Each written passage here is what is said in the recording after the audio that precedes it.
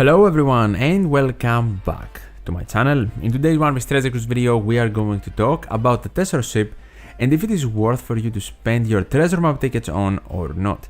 It will become available during the upcoming treasure map through the treasure map exchange for 20,000 treasure map tickets.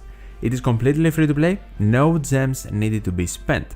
So it is definitely an easier decision for a lot of people, but might as well do a quicker video to discuss about it in case you don't have a lot of tickets. Here are all of the abilities and possible upgrades that the ship has to offer, and if you want to go through them you can pause the video, but I think for this one we will immediately jump to the advantages and disadvantages.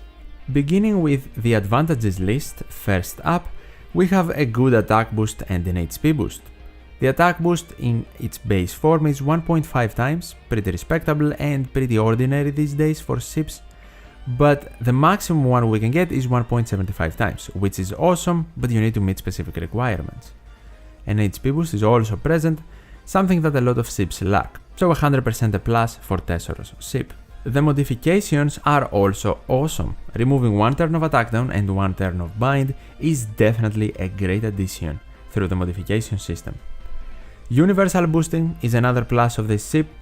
We saw in the Siki ship that only Dex, Q and Int characters are boosted, but in the Tesoro ship, even though the base boosting is less, every single class and color in the game is boosted, meaning that the ship provides no team building restrictions for you, which is always a plus.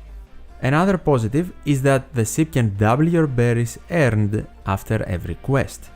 Berry farming might not be the best use for your stamina, especially if you are new, and it is definitely not as valuable to have in a ship as extra experience, but it is definitely something positive, and if you ever need to farm berry, this can be your go-to ship.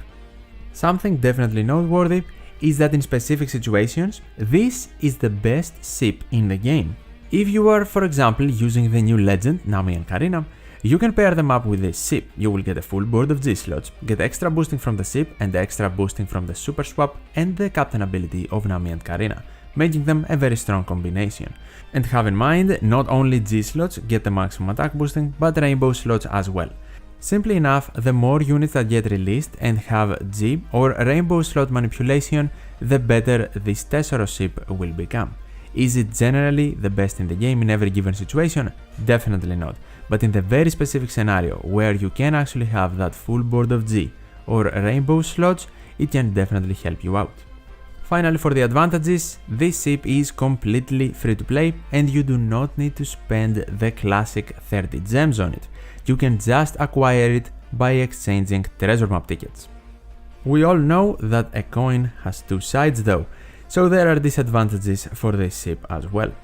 First of all, I know it is kind of weird, but I will mention that it costs 20,000 treasure map tickets. Didn't I just say that it is a completely free to play ship? So why is this a disadvantage? It is a disadvantage mainly for newer players or for players that don't have a lot of treasure map tickets. Simply because I think it is better for you to prioritize maxing out the treasure map character you might need or you need to clear a quest than getting this ship. For veteran players and for someone that has majority or all of the treasure map units, of course it is a no-brainer to get the ship. The fact that the ship has very niche extra abilities is definitely a disadvantage.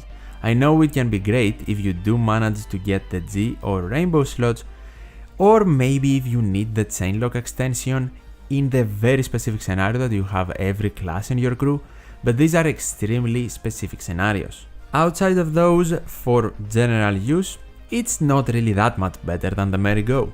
To add to that, in order to get the maximum damage out of the ship, you are very dependent on G or rainbow slots. Meaning that because we don't have a lot of units that can provide you these slots, you are not going to get the 1.75 times of attack boost from the base ability often. Yes, the pairings with Nami Karina, the V2 Straw Hats, and some Shirahoshi units that can provide rainbow slots are great, but it's not like we have a plethora of options or combos available in the game. And finally, since this ship doubles berries earned, I have to make the comparison with the Foxy ship, which is completely free to play as well and also easier to acquire through Rayleigh's Bazaar.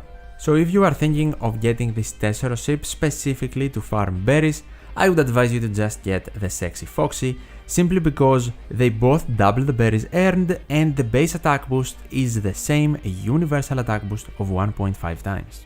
Of course, that specifically applies to berry farming, I will repeat, because overall the Tesoro ship is obviously a better overall ship that provides more options as well. And that is everything I had to say for this video. Hopefully, if you are a newer player or someone with not a lot of treasure map tickets, you found this video helpful, and if you did, definitely leave a like, I would really appreciate it. You can subscribe to not miss future One Piece Treasure Cruise content, and you can also check my worth video on the Shiki ship which came out last week. And as always, thank you so much for watching, take care, and I'll see you in the next one.